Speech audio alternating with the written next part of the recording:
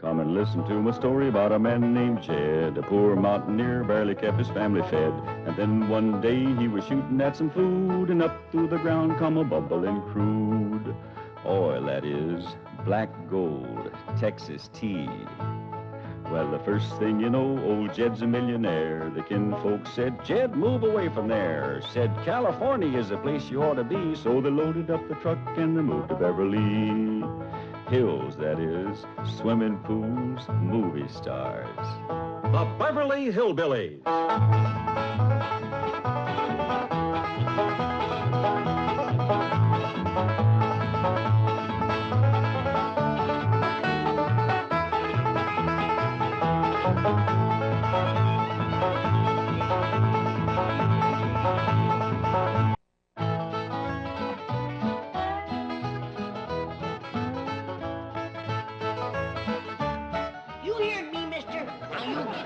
Get going. Madam, I don't think you understand. I'm from the Internal Revenue Service. That's a department of the... Hop in that puddle, jumper, and cut mud out of here. But I only want to talk about Mr. Clampetts' return. He ain't going nowhere. And if you keep hanging around here, you ain't going nowhere neither. Now, see here, madam, I insist... I'll be back! I'll be waiting!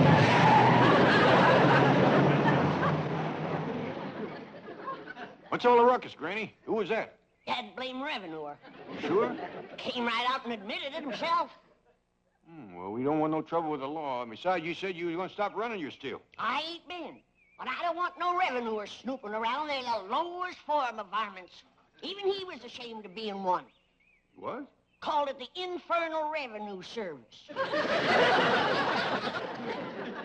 Internal Revenue Service? That's right. Well, sit down, sit down. Oh, thank you. Well, now, it's a pleasure to have you visit my struggling little bank. You ready? You?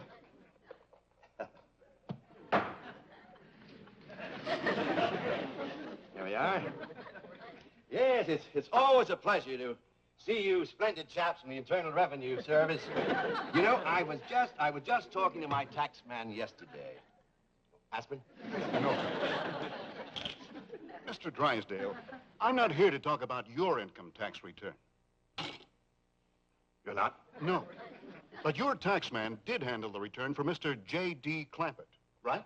Oh, yes, Mr. Clampett is my largest depositor. Wonderful man, salt of the earth, honest as a day is long. Lovely family. Mr. Drysdale, I was just fired on by a member of that lovely family. Fired on, you mean shot at? With a double-barrel, 12-gauge shotgun. Wielded expertly by a little old lady no bigger than this. Granny. Oh, Mr. Landman, you have to understand these people. Oh, I understood her fine. What I don't understand is this. How can a man show an income of millions for last year and not one red penny for all the years previous? Oh, well, I can explain that. Well, the Treasury Department will appreciate it. Now, this is the beautiful mansion you just visited, right? Well, I would hardly call it a visit. Skirmish might be a better word. This is the house, yes. Hey, Mr. Landman, would you believe that 8 months ago they lived here? No, frankly, I wouldn't. I give you my word. The poorest, most uninformed people imaginable. Like when an oil company tried to explore their swamp, old Jed's daughter hit him with a rock. Thought he was a revenuer.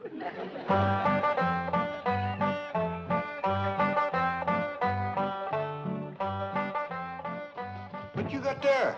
Stranger, Where'd you get him? I beat him with a rock. What for? He was skulking around down by the slough. Figured he might be a revenuer. He ain't no revenuer. Then can I keep him? Of course not. Well, I caught him. It don't matter.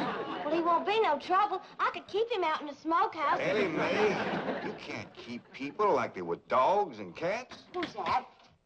Some feller Ellie found nosing around. Beamed him with the rock so it'd be easier to tote.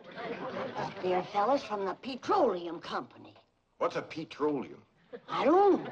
He asked me if he could do some wildcatting down by the slough. I said, help yourself. We're glad to get rid of the critters. What'd he say? Just kind of laughed.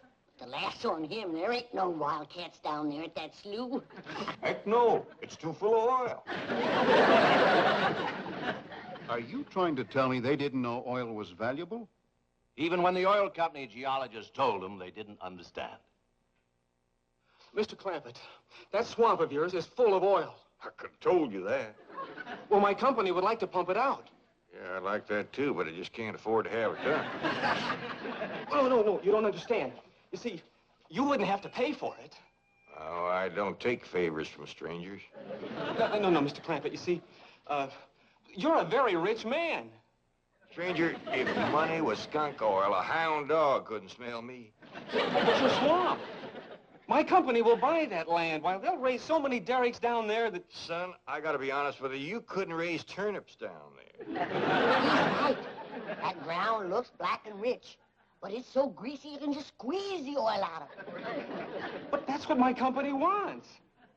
Maybe you better sit down for a spell. Why, even after Mr. Clampett sold his swamp, he didn't know how much money he'd gotten until his cousin Pearl heard the news and came rushing over. Stop this thing! Stop it! Hold on! Heaven protect us!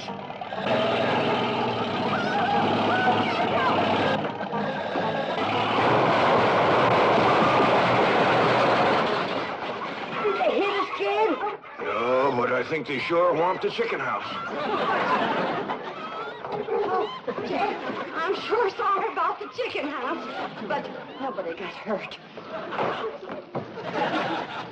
Jethro, I told you to get rid of them worn-out brakes. I did, Ma. That's how come we ain't got none. Get on out and lift the chicken house back on its foundation. Jed? Yeah. Jed, Elly May came running over to my place, and she said you sold the swamp to some oil company. Well, yeah, I guess I did. What did they pay you for it? Well, he ain't paid me nothing yet. The Brewster fella said he'd bring the money later. How much they gonna pay you? Well, he said I'd depend some on how much oil they could pump out. Well, he must have mentioned some figure. What was it? Well, now, Pearl, you know that old swamp weren't worth shucks. Jed Clampett, you got slickered and you're ashamed to admit it. That's just what I told him. Granny, how much they gonna pay him? All right, I'll tell you. He said it runs somewhere between 25 and 100. 25 and 100? I know it don't sound like much, but Mr. Brewster seemed to set great store by the fact he's going to pay me in some new kind of dollar. There ain't no new kind of dollars.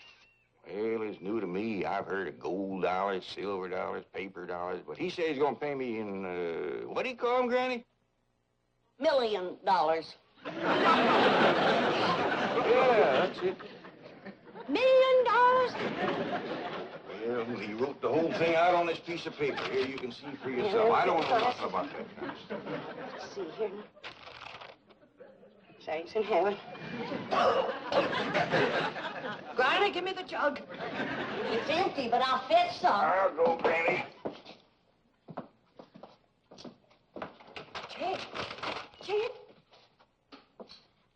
you're a millionaire. A millionaire. Yeah, that's what that Brewster fella kept calling me. I didn't know just how to take it.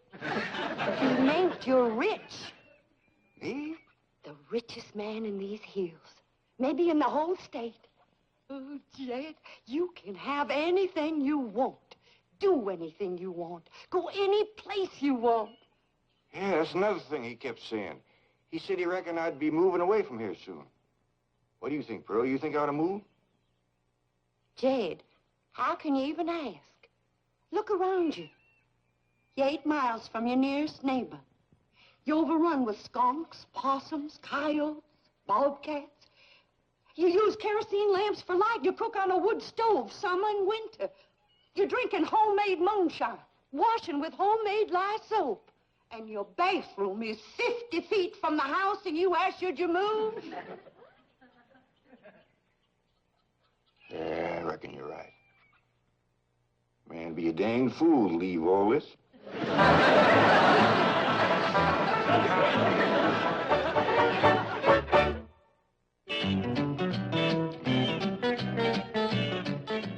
You know, Mr. Drysdale, in the Internal Revenue Service, we hear some pretty wild stories.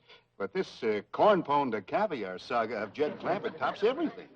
Well, if you think it's been unbelievable so far, wait until you hear the rest of it. What I can't understand is how a man so insulated from the rest of the world ever heard about Beverly Hills, California. I can explain that in 2 words.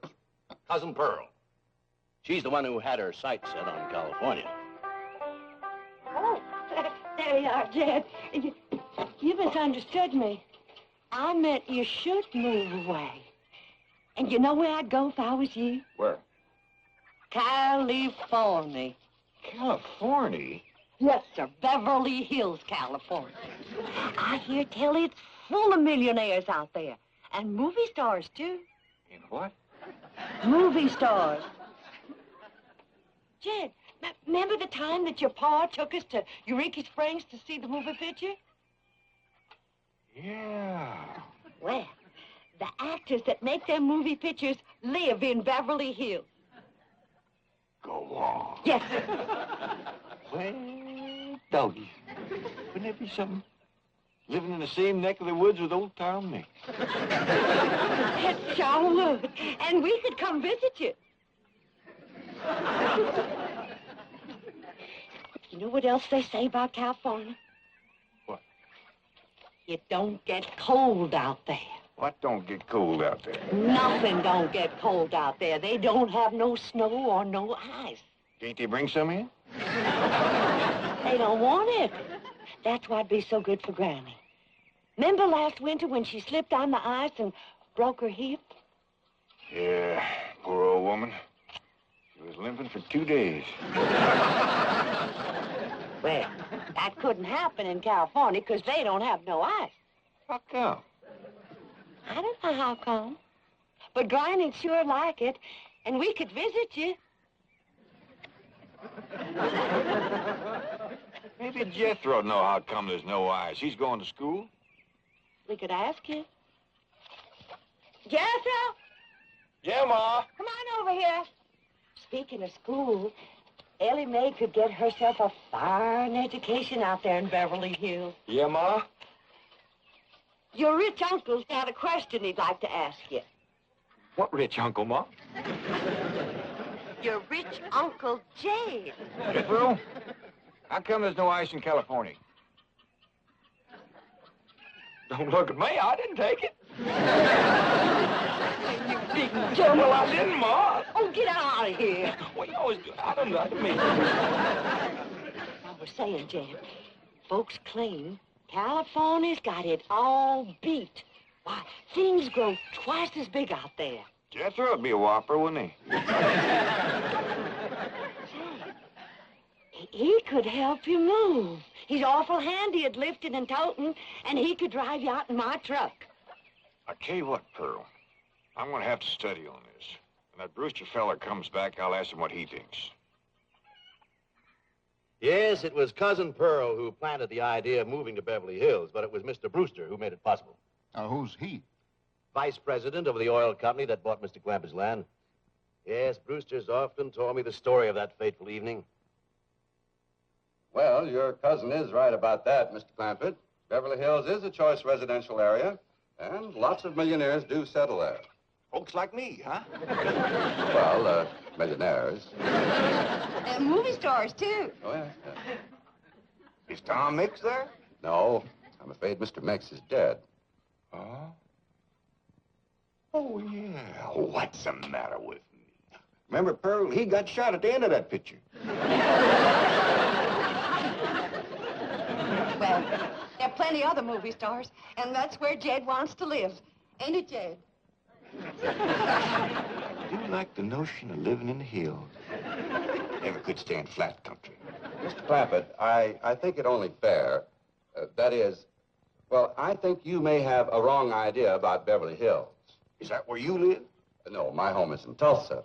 Well, say, maybe you could get us a place there in your neighborhood. Mr. Clampett, let's not beat around the bush. You will love Beverly Hills. Then that's it. Can you steer Jed onto a good place? No, I can get the bank out there to handle it for him. He'd like a nice big place with plenty of room for his kinfolk to visit him. I would like a nice, roomy place if I could afford it. Oh, Mr. Clampett, with your money, you can afford the Taj Mahal. Okay, I'll take it. Well, no, you see, I was just making a little joke. Oh, well, go right ahead. Well, you see, the Taj Mahal is in India.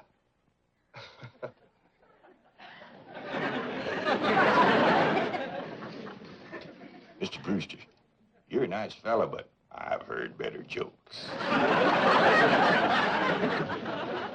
Is the foreigner staying to supper? I'm ashamed to say I ain't asked him. How about it? Oh, I don't think so. Oh, no trouble. What you cooking tonight, Granny? Mustard greens and possum innards. Mm-hmm. Did you hear that, Mr. Brewster? Very clearly.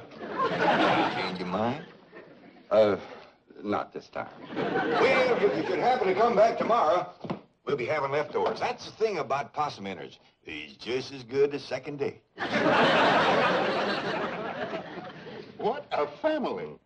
So, anyway, they packed up and came to Beverly Hills. Well, it wasn't quite that simple. Mr. Clampett had his problems. With $25 million, he had problems? Ah, yes. The first one was his daughter. She didn't want to leave her friends. Friends? And I thought they lived in a completely unpopulated area. They did. Her friends were not the kind you and I have. Now, I ain't gonna be here to look after you no more. So you're gonna have to keep yourself out of trouble. Watch out for them coyotes and them bobcats and them hunters with guns.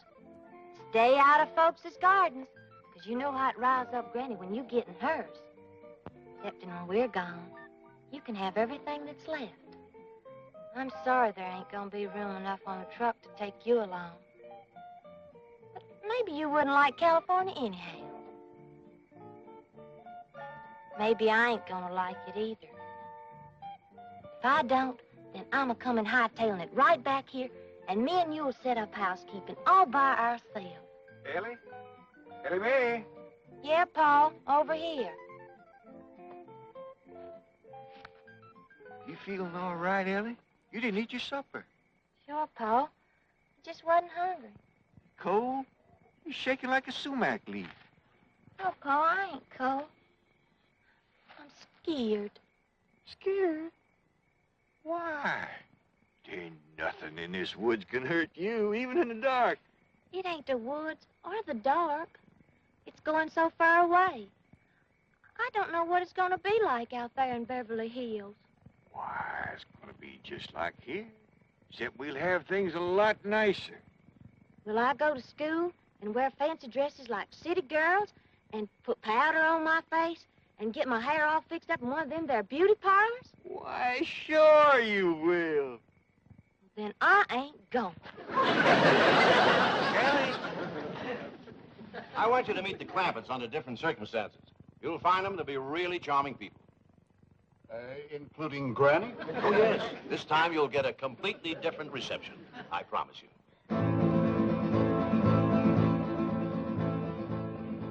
Elly May! You sound the alarm if you see that revenue man coming. I will, Granny. I'll blast him before he gets through that gate.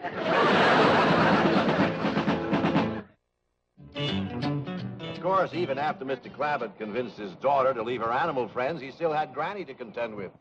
I guess she didn't like the notion of being uprooted. That's putting it mildly. The way he tells it, she just downright refused to budge. Ellie, if old Duke sits there with you, there ain't going to be room for Granny. Oh, that's all right, Paul. Granny ain't gone. Who says she ain't? She says she ain't. That's right, Uncle Jed. She's a sitting on the back porch in her rocker, and she says that's as close to California as you're gonna get her. We'll see about that. Dang if I ain't got me the muliest women. First it's Ellie, now it's Granny. We ain't never gonna get there. Now, what's all this nonsense about you ain't going to California? Ain't no nonsense to it. If the good Lord had wanted me in California, he'd have put me in California. Maybe he's just getting around to it. Book says he moves in mysterious ways. Well, if he moves me, I'll go. But you and Big Jethro ain't a budging me. Granny, this here Beverly Hills sounds like the kind of place you'd like. That butcher fella says they got smogs out there. What's a smog? Well, me and Jethro figured out that's a small hog. And you heard what Pearl said. It ain't got no snow out there. You could run your still the year round. Run it the year round here. Yeah, but walking down through the snow to the still always makes you feel so miserable. I might feel miserable walking down. But the way I feels coming back makes up for it. Hey, damn it, Granny. We've been planning and talking about this trip for days. You never said you wouldn't go. Never said I wouldn't either. But that Brewster feller has bought us a house in them Beverly Hills. He sent our $25 million to the bank out there. Well, you just chase on out after it. I'm staying right here. And I ain't afeared neither. Granny, I ain't leaving you here alone. And I ain't a budging out of this rocker. Let her roll, Jethro.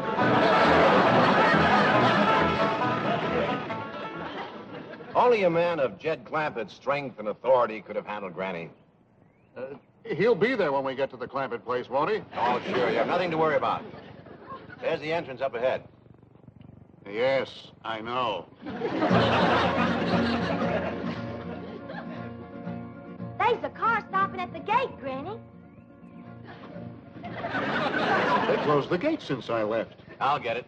You know, this reminds me of an experience I had when the Clampetts first moved in.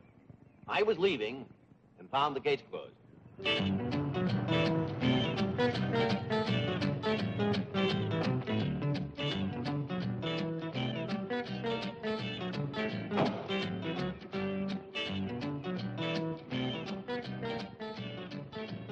Hello. Hello. Mr. Clampett, can you hear me? Yeah, I can hear you. Good, good. I need your help. Sounds like you're inside the wall. I am. Would you let me out, please? Well, you bet I will. You stay right where you are. I'll get me an axe and have you out of there in no time. He demolished 10 feet of wall before I could stop.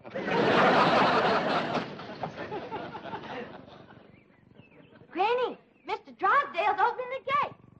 Good. He's leading that revenuer right into a trap.